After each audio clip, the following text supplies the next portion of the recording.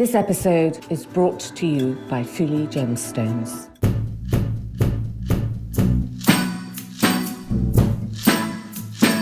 I want to, the whole idea was to pass it down to my children and, I'll pull out something and I'll say, well, what do you think about this, And they'll be like, no, Mom, I want to wear these, whatever their friends are wearing, which is usually plastic. And I'm like, oh, God, you're not my daughter. Welcome to If Jewels Could Talk. I'm Carol Woolton, the voice of jewellery, an author, broadcaster, and the woman who initiated the role of jewellery editor at magazines like Tatler and British Vogue. This is a podcast for everyone, for people who do like jewellery, for people who don't realise they like jewellery, and anyone intrigued by fascinating facts, new ideas, and forgotten histories. So please join me as I tell sparkly tales, meeting all sorts of people, delving into 4 centuries of jewellery culture, and investigate what's happening now.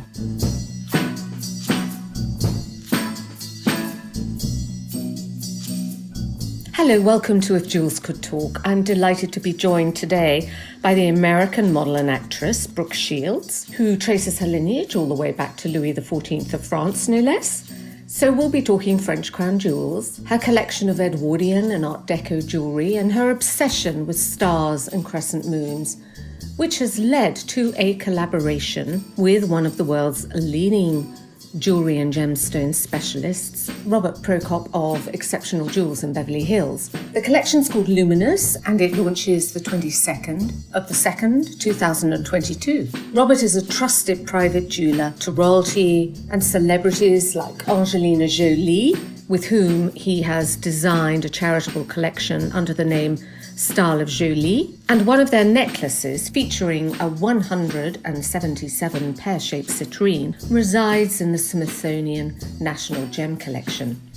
So hello, Brooke, it's really nice to meet you, and I'm so happy you could join us today. Thank you. I'm very happy to be here with you guys. And Robert Procop joining us from Beverly Hills in Los Angeles. Very early there. Very early. It's kind of dark, I can see out behind you. Good to see the beautiful sunrise. So we're here today to talk about Robert and Brooke's new collaboration, jewellery collaboration, called Luminous. How did the design process work between you? Did you kind of send pictures back and forward, or what did you do? Or did you sit together? The design process is always fun because it's it always starts with a conversation, and then I always sort of gather pieces that I love, or elements of pieces that I love, or the way something's cut, or what I've done with it. A lot of the time I'll take pieces and convert them to something else. How do you do that? A lot of the time there's, especially if you're going in Edwardian, or a lot of the pieces are pendants, and I like making them into necklaces just because I have this one that's really beautiful that's a crescent moon, and it just sits right under my collarbone, and it just looks really pretty. And, I took another one and took the diamonds out of it, and they were these really rose-cut, beautiful diamonds, and I just made an amazing band out of them, and I play with it. I love to repurpose. I love having things that are from a long time ago and sort of bring them into this century and just feel the history of them and reconfigure them in a way that makes it modern for me or what I want to wear. So that's sort of what it starts with, and then and we just start talking about types of feel for the bracelets or the earrings. And there was different ways I wanted the earrings to kind of be able to. I have multiple piercings. Yeah. And so I wanted to be able to sort of cascade them down and have earrings sort of all on my ear. Who doesn't want that? And then I would draw something, he would draw something, we'd come back, and then, there would be a beautiful artist rendering of it with the potential colors and with, or I'd use his pencils and sort of say, well, what about these two colors? Do they look good together? I haven't seen red and blue in many things. What do we feel about that combination? What are the different, how do you start if you're showing a sky that's that's progressing to midnight, what does that start with? And I had no knowledge of sapphires being, I always just thought they were blue. So how long have you collected kind of stars and comets? Oh gosh, at least 20 years. I mean, my mom and I, like, that's what we did. We bought jewelry. Like, we would, mostly from Europe, and I would go do a job, and then we'd go hunt out the antiques markets or and we'd always find and then bargain for whatever. So we just sort of loved combing. My last piece I got when I was in Ireland a couple years ago, and then I bought a piece a couple of months ago in London. Whereabouts from? Where did you go? God, where it was like we were down this little street in London. I was there for one night, and I said to my friend, I was like, we've got to find a place. And so we just started walking in between streets. I don't remember exactly the area that we were in. In the West End, or? No, it wasn't the West Chelsea, End. or? It was Chelsea. It was Chelsea. Yeah. Mm-hmm. I can get into real trouble being near jewelry. So how many pieces, do you have a huge collection? I don't think I have a huge collection. I mean, No girl thinks she has enough jewelry, ever. Yeah, I don't think there's such a thing as too much.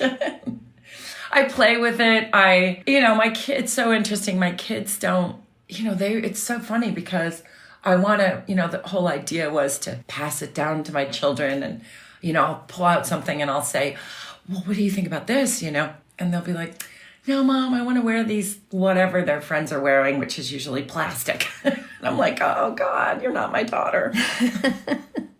So do you remember the first piece of jewelry that had an impact on you? I started when I was about 15, like really just sort of really enjoying it. I think my first piece was a watch. My mom and we were traveling, and I bought a Rolex watch. I think I was way too young for a Rolex, but my mom gave me a Rolex.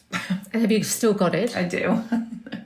I just did this show for Dinky. Do you know the watch company? They did this whole kind of retrospective where you talk about all your watches, and they were like, "You're a collector of watches," and I was like, I didn't think I was a collector of watches, but then when you look at them all sort of displayed, and it was just, they all remind me of something, like this one I'm wearing now. So what's that? A Daytona? Yeah, it's the Pepsi one. So It's the Oyster something Master. GM Master. That sounds about right. Yeah, that sounds good. How do you describe your jewelry style? How would you describe it?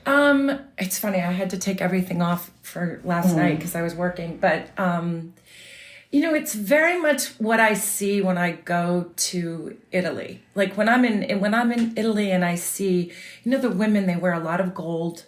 They stack bracelets. And a bit of vintage. Yeah, stacking rings and sort of layering necklaces. And I love that. And I think about it too, because it's not a very American, it is becoming a little bit more of an American style.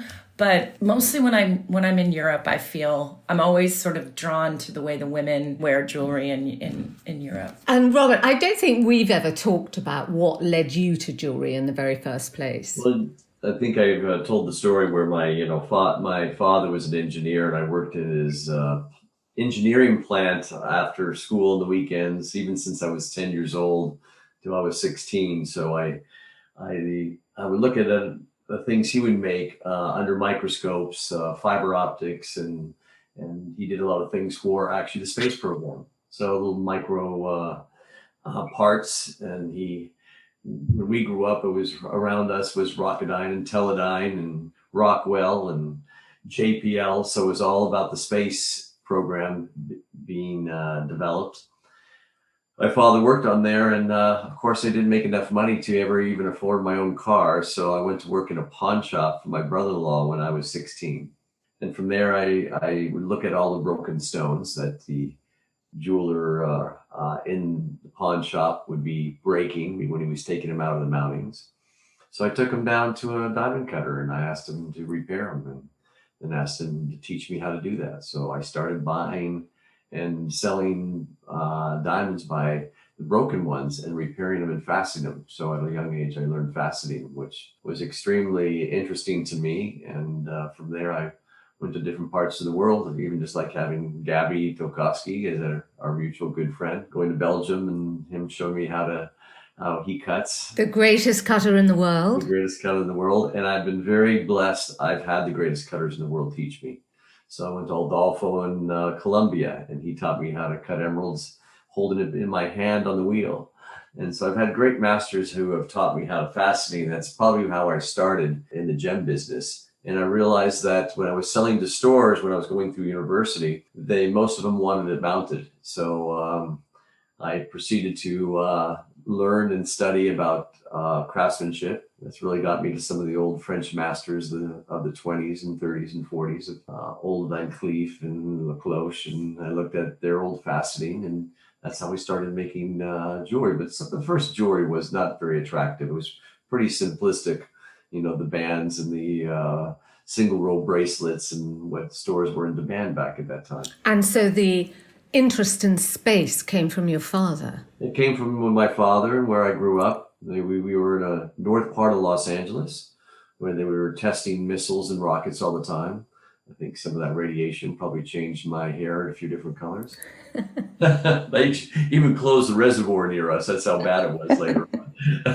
And so that's made you collect space memorabilia, hasn't it? Yes, it has. And you're sitting what are you sitting in right now? In a space capsule? No, I'm sitting in one of my drawing offices right outside a Gemini boilerplate prototype that's in the back there.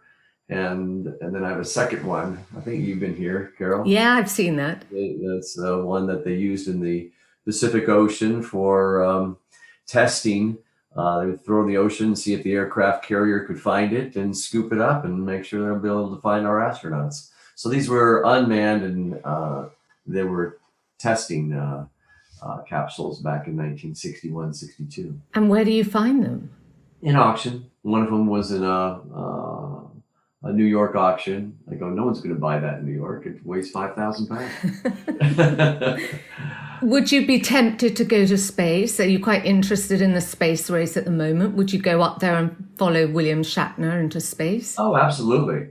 If you think about it, we were going to the moon over 50 years ago, 220,000 miles, and now they're only going up 50 miles. Yeah. And this technology is very safe. It's like getting on a plane. Have you ever done zero gravity? I haven't. No, you'd like to. I'd like to do that, yes. I know they have planes you can jump in with friends and go up there and be in for a minute or something like that. So maybe I'll do that for my next birthday. Brooke, are you going to bag the place on the aircraft to go up there with him? Am I going to go with him? Oh, yeah. I don't know. I'm not quite sure about that. I used to want to. I trained, my first sort of attempt, but it wasn't space. It was to fly with the Blue Angels. And I went through all of physiology because I was named Woman of the Year by the USO. And they say like, well, what would you like to do? Like something that they have, what would I like to do? And I said, I wanted to fly with the Blue Angels. And so in order to do that, you have to go through physiology. So I don't know if you've seen Officer and a Gentleman, but all that training stuff that you like, I got shot down underwater in a capsule that was upside down, and I had to learn how to undo the parachute and get out, and then you got simulation of the ejection, and then the sort of what it was, the oxygen deprivation, whatever that room is. So it was really fun, and then the flight that I was scheduled to go on got canceled. I put my name in to be one of the first civilians to go up, and that was a tragic flight. So I was thankful and lucky that I didn't get chosen. So I never really put my name back in again. Wow. Well, that training, you say it was fun. It sounds kind of hardcore to me. I think it was a bit scary, but if something goes wrong, there are scuba divers underneath that if they see you struggling or they know you're underwater for more than a minute, they'll come and get you. But I didn't need the help. So, and you have to learn, like if a lot of the people, when they go into the water, what kills them is not the impact, but they get sucked down under by the parachute. So you have to learn how to bring the parachute over over your head like this, but everything's upside down by the way that the capsules go into the water. So if you have claustrophobia, it's not a good place to be. And Robert, that's not all the heavy things that you've lugged up to your house above sunset, is it? Because if anyone listening has bought my book, The New Stone Age, they will see Robert's sitting room in it, which has the most magnificent selenite fireplace. And you have a quartz bathroom, don't you, there? How heavy was all the quartz that you got to your house? Yeah, well, it's one inside, one outside, and the bar is all made out of crystal. My bathroom, I have the whole crystal installation. We count all the receipts every time I buy, and I said I'm somewhere around 45 tons now in the house. 45 tons. He lightened a little bit of his load for my 50th birthday. Gave me the most beautiful. Oh, of what? Rock crystal? Amethyst. Amethyst. And didn't Robert Downey Jr. get the offcuts for his swimming pool from your place? Yes, he put some the crystal in the swimming pool, and he's very knowledgeable about not only the elements but all the energy of all the stones. So he's a real collector. Are you, Brooke? Do you like those crystals and stones? I'm not a collector of stones. I really appreciate them. I think they're really beautiful. I just never really collected them. Actually, my first one was, when I was little, we'd go to like Arizona and then you'd buy the full ones and then you'd crack them open. And, that was, to me, that was like I'm sure it was like a ride at a theme park or something, but I thought I was really, seeking out and finding gems. But my favorite one is the one I got for my 50th birthday. Oh, the amethyst. Yes. But I guess jewelry's played a big role in your life sometimes in getting into character when you're doing a film. Does it help you as you're sort of getting into character that you're using accessories to become that person? Sometimes it's a primary piece of the character. It's so indicative of the personality and, the way a character layers or adorns their self, and I think that it's always one of the first things that I do, because it's interesting on movie sets. Jewelry is sometimes it's a twofold thing because you've got the prop department and then the costumer and the wardrobe, and nobody really owns the jewelry portion of what their job is, and so it's often kind of a conflict between, because for some reason props always get watches, whereas wardrobe gets accessories as far as jewelry, but then props will get wedding rings. It's very interesting. And so you have to kind of balance between the two because everybody is very proprietary about what their department is. And so a lot of the time I'll just wear my own stuff and then just either put it in the vault or take it home every night. But usually I start with the watch and then I sort of, I make sure that the layering is important. And, it's like I play this really sort of white trash kind of crazy character on the middle, and it's all silver and it's all like turquoise and silver and layered. And whereas then I play this sort of socialite in something else. And we spent a long time just putting her jewelry together. It's one of my favorite things to do because I think it's really great being in a scene and feeling something. It's very tactile and it kind of helps. It's quite old school to wear your own jewelry on film, isn't it? I think it's what a lot of the kind of Paulette Goddard and people did in the kind of 30s and 40s, didn't they? I'm learning so much. How old school I am. I'm getting older I'm getting dated by the day just because I'm like, oh, it's not like it used to be, in my day, and you're sort of, it was like I was working with costumers that the petticoats were vintage, the socks were real wool from the time, and nowadays it's like all plastic and then just the outside is whatever the period is, or people have Uggs on or sweatpants or whatever. And when I started, everything was all real, Ina Middleman was this incredible designer. And so I hold a little bit of that. You don't always want to use your own watch though, because for continuity, you have to undo it and have it not be working. So either you're constantly changing the time, which I don't like to do on my watches that much, depending on what kind of complications they have. So it's hard to find them that I like as much as my own stuff. Maybe you could sort of suggest what they should get as your props and then, go and raid Robert's studio. Well, sometimes, there was an Italian Gerardo Sacco, who is a designer, but he designed all of the jewels for the opera, and then La Scala, and when I think it was Glenn Close was it Hamlet?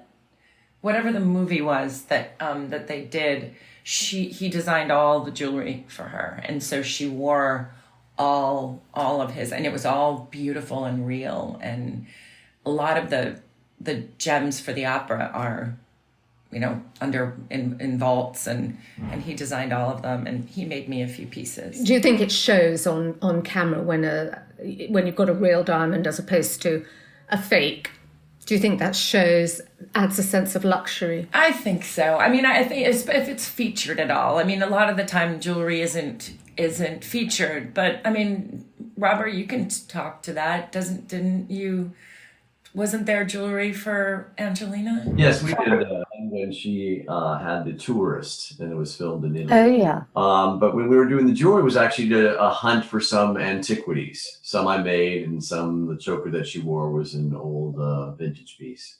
So say it's with a friend. So if Brooke was doing a film and needed it, I would love to go out there and hunt for those special antiquities. And I would go with you. She'd find them herself. And so you've got a special date for the launch of this collection. What is the special date? Has it got significance? 2/22/2022. Is that something planetary that is happening? Well, there's always things in the sky. So there is when we're going to look in the sky, we'll include that in part of our little press release of what kind of meteorite shower is going to be going at the time and planets in the air. But it's really about, when we're thinking about launching it, the jewels that we have are most of them are one of a kind, and then we're making stars, and we're cutting all different kind of stones. We've been doing it for 3 years, and we're not not a fashionable house where I'm trying to sell to the masses a fashionable piece. These are pieces that are finally made. I'm not sure if there's too many master craftsmen, whoever could even take on such a thing. I've been very blessed with, as you know, Carol, with so many great masters. And so we did it on a time, not when we're doing it around Christmas. We just did it in a time that we thought was a kind of a fun date. It's like a launch sequence, 2/22/22. It's also a time as we're coming into getting out of the winter and then coming into spring. It's a little bit of seasonal in the sky. It's interesting. The first collection that we did was really sort of centered around the cabochon, just because that was it. But I find it interesting because we'll pick a shape or a technique. It comes out of it. So whereas cabochon was sort of the focus first, this now is much more faceted. The laser cuts, so it's interesting that shape and form always kind of changes, and then is a piece to it. So it's, that has a poignancy to it. It's so interesting. Have you been able to see through the telescope that Robert has? Yeah, I think I did. The big, I don't know what the Mac Daddy of telescopes is, but you've got it. He's got just the most extraordinary mix of things. You've got Napoleon's hat, haven't you? Yes, I have one of them.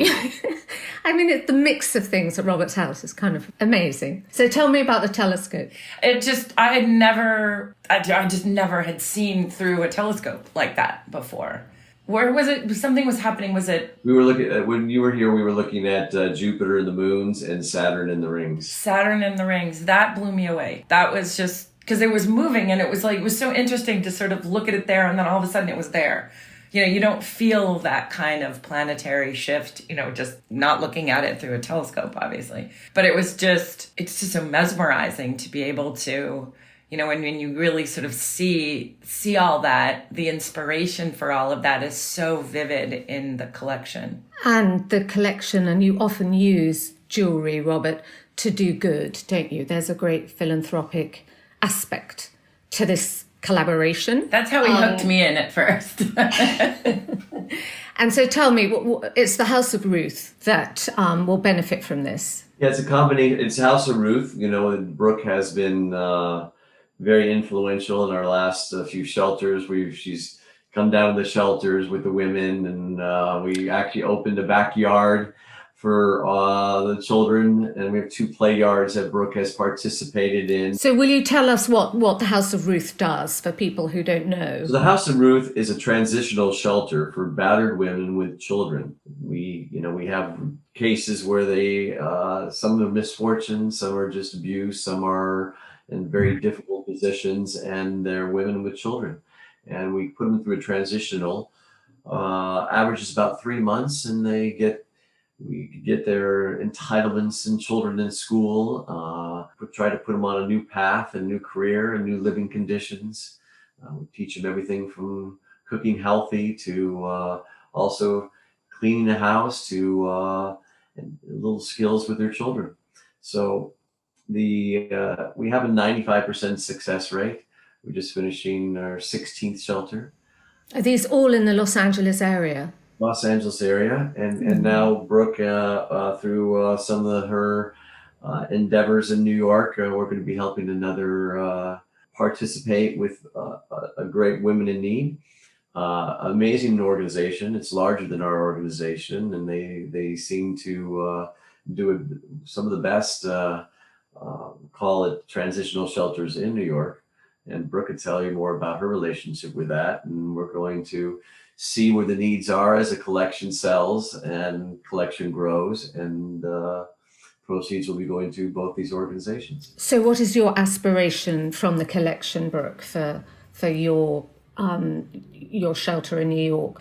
So I'm involved with Women in Need, which is just, it's very similar to House of Ruth, and it's they're transitional housing complexes. So they're quite large buildings in the boroughs, and it's all for women with children, and they train women who are transitioning out of any number of sort of negative environments, and they take care of the children, but they teach the moms, they give them their own living space, safe, clean, teach them how to interview for jobs, balance a checkbook, shop, prepare healthier food for their children. And it really is a safe sort of haven for women in this period of time where they can get back on their feet, and then they help them find permanent housing. So, and Christine Quinn, who is she's a politician in New York City, she's taken it over,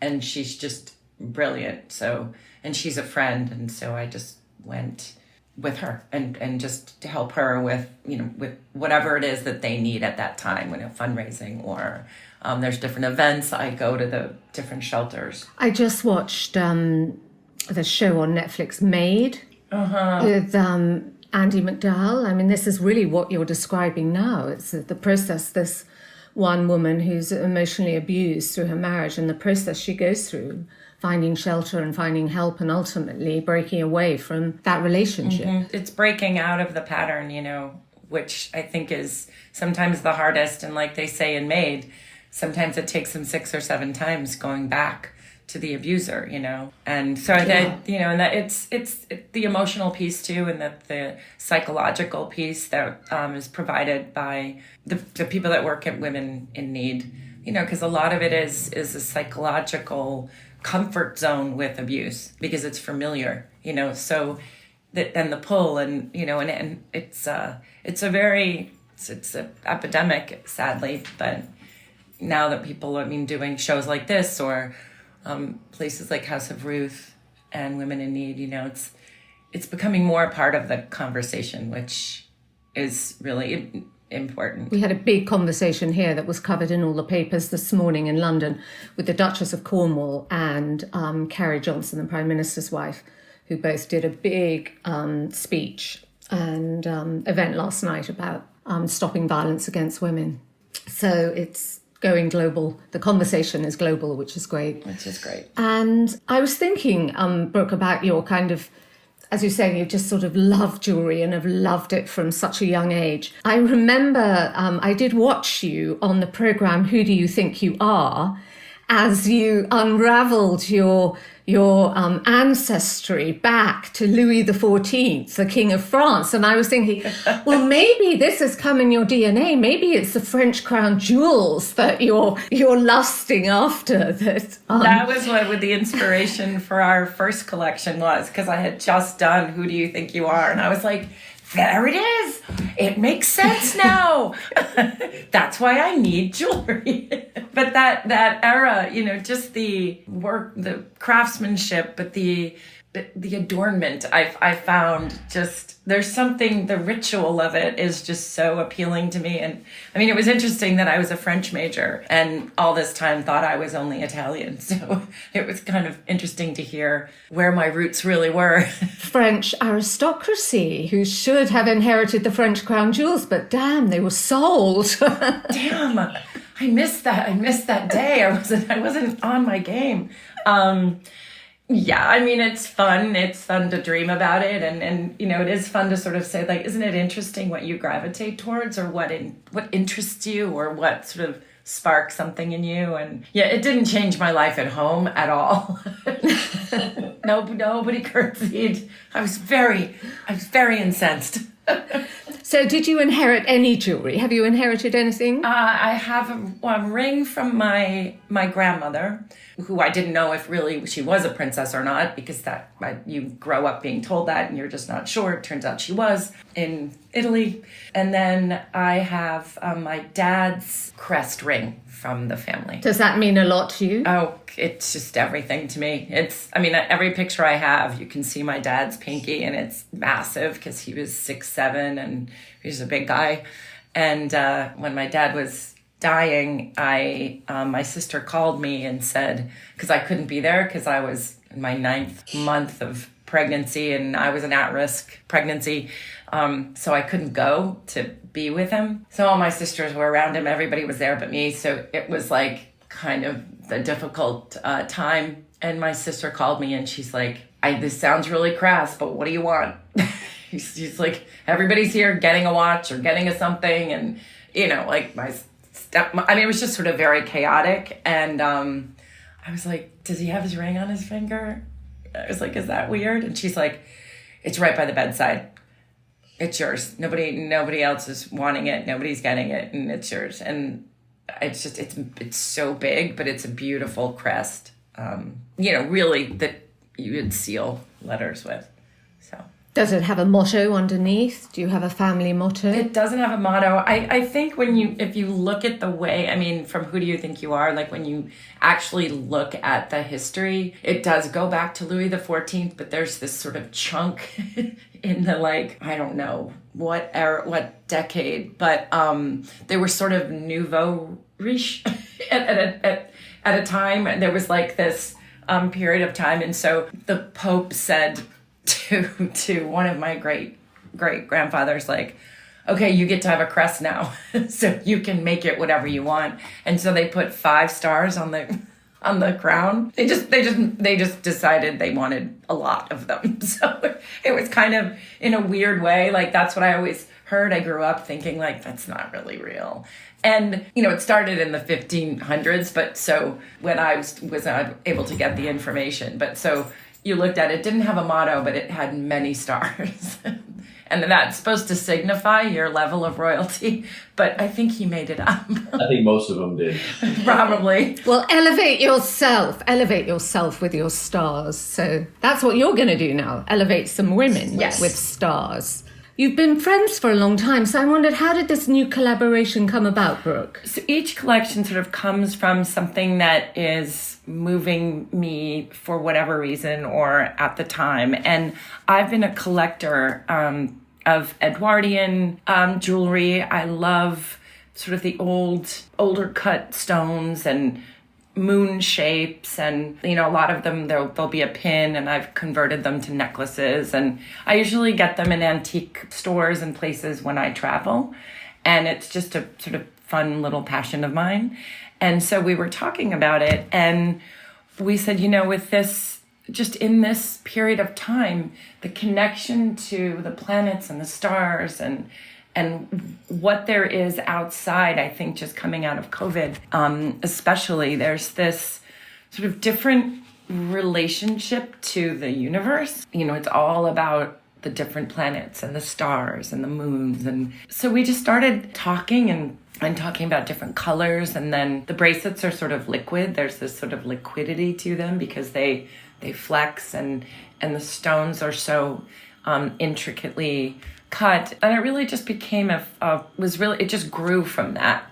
And Robert, how did you choose the stones for this? Because it's very kind of sapphire, really the sort of main stones, haven't you? Part of it is when Brooke and I were looking at it, and it's like, what would the color of the sky be? What's the color at midnight?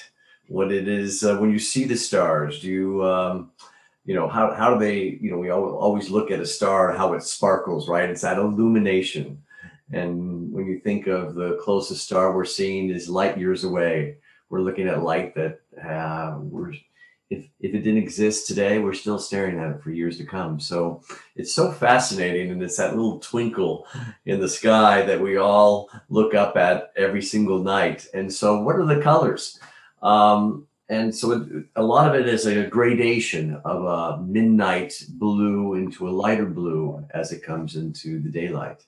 So we did a combination. It's really the background of the sky that we end up putting call it our main features of the planets and the stars. So in this, as Brooke was describing the fluidity and it really comes from all my master craftsmen to make something that's so soft and handmade in platinum.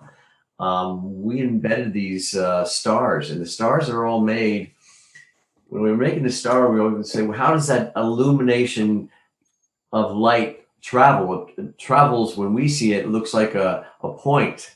So I made these gem cut diamonds and color stones. So it's sharp at the end, almost like a needle.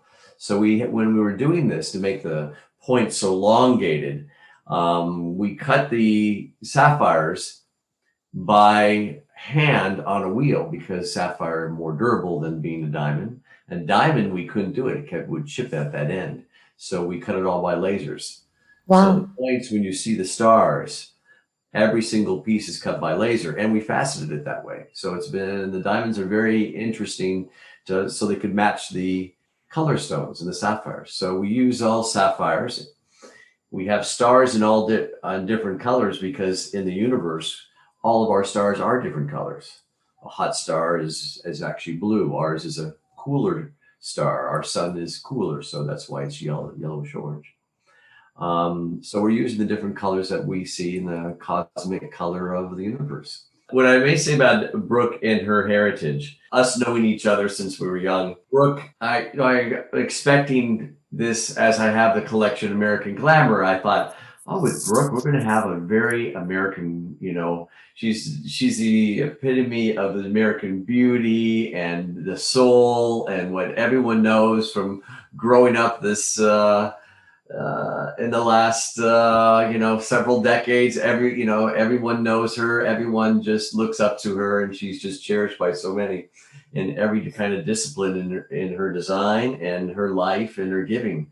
But so I'm thinking this all American collection, and every time we're going into the colors, we're going into the shape, she's going into sugarloafs. I'm like, okay, color, the purple. And it all made sense after she did this show. I go, no matter how much I'm going, this is going to be a great American collection. It went French. It's just her DNA. Even the simplistic lattice work on the side of a ring became fine details.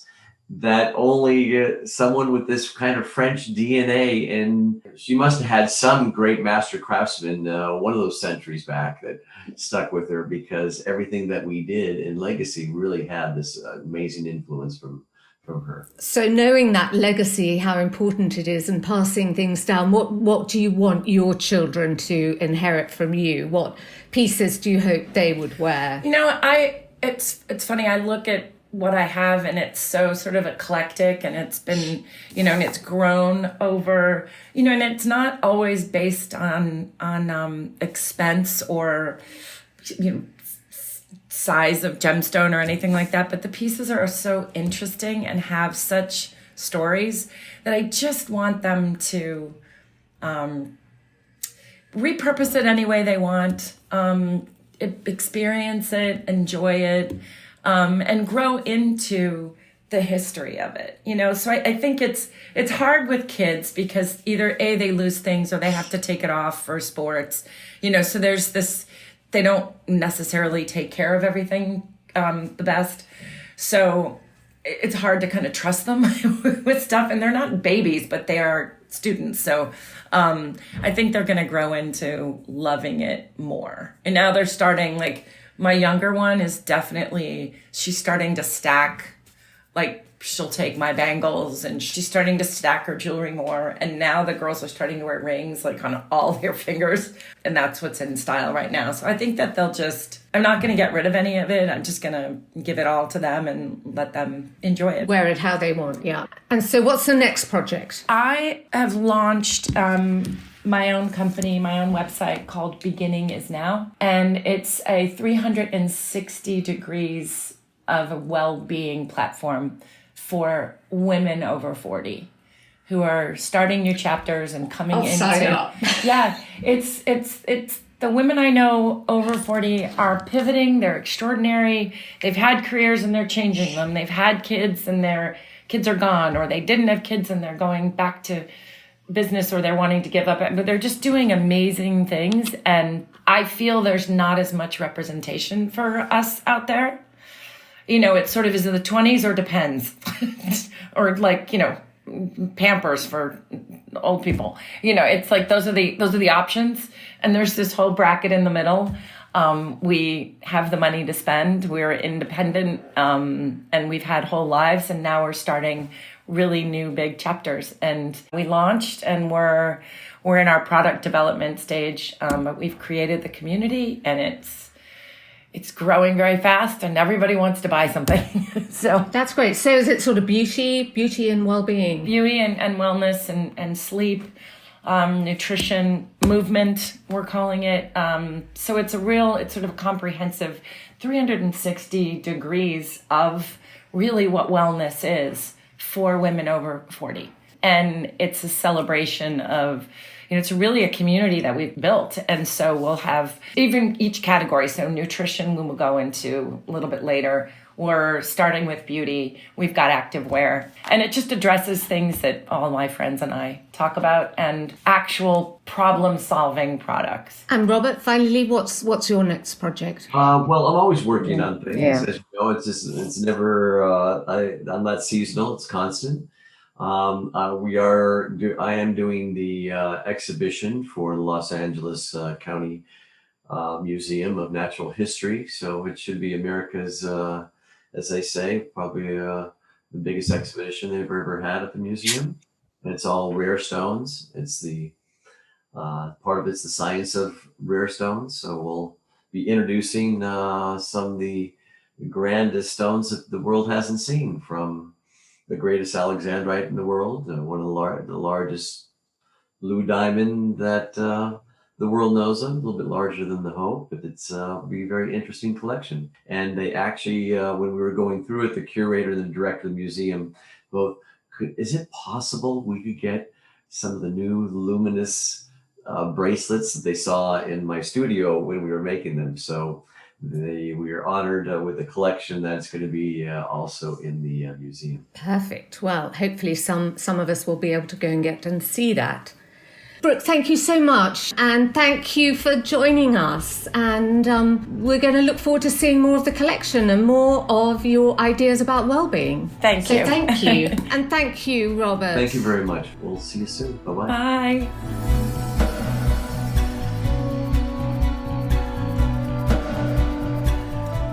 Thank you for listening. For more information about this and other episodes of If Jewels Could Talk, please go to our website, carolwoolton.com/podcasts.